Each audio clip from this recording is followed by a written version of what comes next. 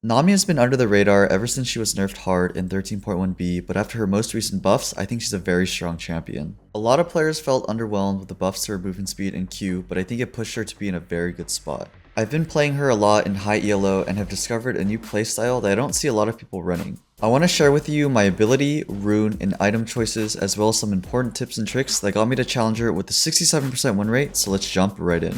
This new playstyle revolves around Emax and Mandate Rush. Emax alone gives you a lot of kill pressure in general, but once you have Mandate, the early game damage is the strongest damage buff in the game. If you trigger all instances of the E and Mandate, the damage is not balanced. If we do some quick math, we can see that at level 5, E does 80 bonus magic damage on hit, so if we get all 3 procs, that's 240 extra damage excluding the AP scaling. If we have Mandate, the initial proc is 40 to 60, I'm just going to use the lowest number for this example, and another 80 once the mark is consumed. So with the Emax build, you are doing a minimum of 360 damage just off of 1 E. Not only are you doing that much damage, but you are also slowing the enemy because of your E, and providing movement speed to your buffed ally through your passive and Mandate. It's important to note that any ability or auto your ally uses when you E them will mark the enemies with Mandate, so it's just super easy to use. Here I E my Ezreal before he ults, and you can see the mark apply onto Soraka and Victor. The runes that best fit this aggressive playstyle are Airy, Mana Flow Band, Celerity, and Scorch. This is a pretty standard sorcerer tree loadout, but I don't see a lot of Namis take Celerity, and this rune is OP on her. There are so many instances of movement speed increase that utilizes Celerity in her kit and items. Mandate gives movement speed when triggered, Shirelia's active and passive give you movement speed, and if you use abilities on yourself, you get the increased bonus movement speed as well. This helps combat Nami's biggest weakness, which is getting dove in teamfights. Celerity will save you in a lot of scenarios. Finishing off the runes, for secondary I go Inspiration with Biscuits and Cosmic Insight. I think Cosmic Insight is one of the best runes to take because Nami is such a vulnerable enchanter, so having the lower cooldown on flash is super important. Pairing Cosmic Insight with Celerity makes it very hard for the enemy to kill you. For the rune shards, I go double adaptive because this gives me the most burst, and then for defensive, I go armor or MR just depending on the matchup. Moving on to items, I want to emphasize that you should be rushing Mandate before your tier 2 boots. I like sitting on tier 1 boots, getting Mandate, and then going Ionian boots, and I feel like that order is a really big deal. I would recommend always rushing your first item on any enchanter because that power spike you get will win you most early game skirmishes. For the second item on this build, I almost always go Shirelia's, but I do think there are times when Locket is fine. If you ever play into an assassin heavy team or play against a comp with an assassin and cart this, it can be a lot of value. I know a lot of Nami players like going Helia, but every time I've tried it, the numbers didn't seem that great. I feel like with the Emax Mandate Rush, Shirelia's enables your carries a lot more than Helia could ever. Third item is a flex, and can be any of these depending on the team's draft and how the game is going. Any of the Forbidden Idol items are good to build. Cool little interaction with Redemption. If you E yourself as Redemption completes, you will apply Mandate to any one hit. Zhonya's is a good option when you're getting one-shot by a fed assassin, and I also think Knight's Vow is an underrated option that not a lot of players get on enchanters. Knight's Vow is good when one person on your team is super fed and you need them to survive. Look at the value on that Knight's Vow, delicious. The most important tech to know on Nami is using E on yourself to make it easier to land your bubble.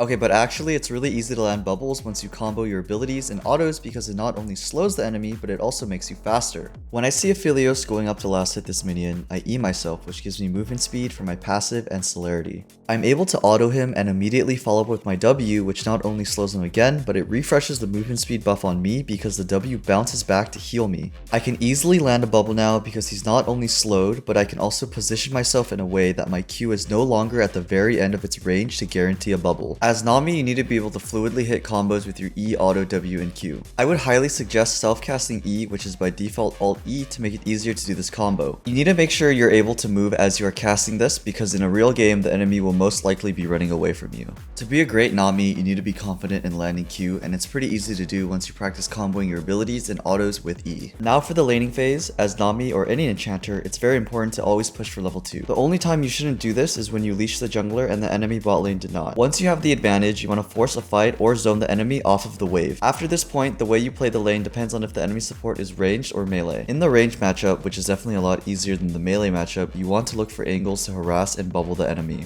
The best way to do this is by playing bushes. When the enemy walks up to CS, you can E yourself and then trade and look for a bubble. This is very effective because the enemy cannot outrun you because of the movement speed you get from your passive and Celerity. Eing your ADC is fine during a skirmish, but a lot of the times it's better that you use it on yourself because you'll find more opportunities to harass or engage. The melee matchup is a lot harder because of the enemy support's kill pressure in lane. If you get engaged on, you'll most likely die or get chunked really low, so you need to play this matchup a lot more carefully. The most important thing to understand in an enchanter versus engage matchup is that you will outscale the enemy if you can go out of lane even. The goal is to try to not die and to try to neutralize the lane. Unlike the range versus range matchup, you don't get a lot of opportunities to attack first. Unless you get a jungle gank or you are already very ahead, you want to play safe except for when you push for level 2. This is the few times you can play aggressive in this lane if everything is neutral. The nice thing about getting level 2 in these matchups is that it's really easy to do since you are ranged and you can hit the minions without getting punished, and the wave position makes it hard for the enemy to engage on you.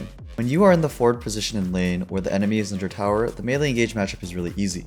You'll be able to react and reposition to however the enemy moves. Once the wave bounces back and the enemy is able to hide in the bushes is when the matchup becomes hard. The best way to play in this scenario is to use your wards in the bushes and to fall back as the waves push into your tower. This way you are able to deny the engage support from having bush control, which is very important in this matchup. As soon as you lose control or vision, the matchup becomes extremely hard. The most difficult part of the melee matchup is when you come back to lane and the wave is pushing away from you and you don't have any vision of the enemy or the bushes. If the enemy bot lane does not show themselves, you have to play as if they are in the bushes and play away from them. You have to be patient and sit back even if it means your AD carry has to give up CS. Remember, as Nami, you will always outscale a melee support if you can go even in lane. The wave will naturally push to the tower, and once it does, the enemy can't engage on you because they will be fighting in a big minion wave. In this scenario, we are playing it very safe, and once Jhin drops a ward in the middle bush, I go ahead and ward the bush farthest away. Looking back, I should have been a bit more patient and played slower because if Rel and Draven were in that bush, they could have hex flashed on me and killed me.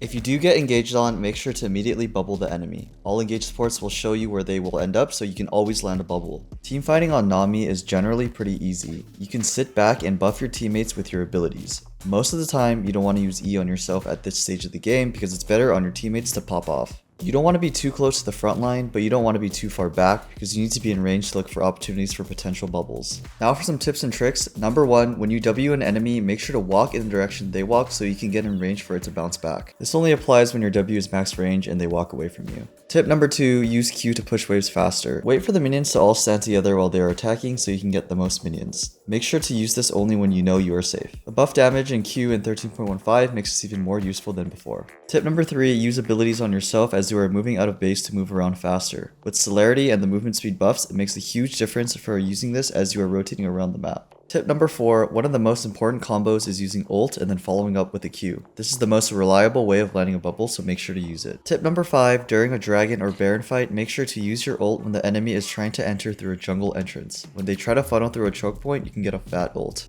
Final tip, use Nami ult through terrain and look for opportunities to cut off the enemy. You shouldn't always throw your ult directly at them. You can have an impactful ult even if you don't hit the enemy if you use it to zone them. That concludes my guide for Nami. I do think she has the potential to be a high A tier champ if mastered. I think she is one of the most underrated enchanters in this current meta. Good luck out there, summoners, and make sure to land those bubbles.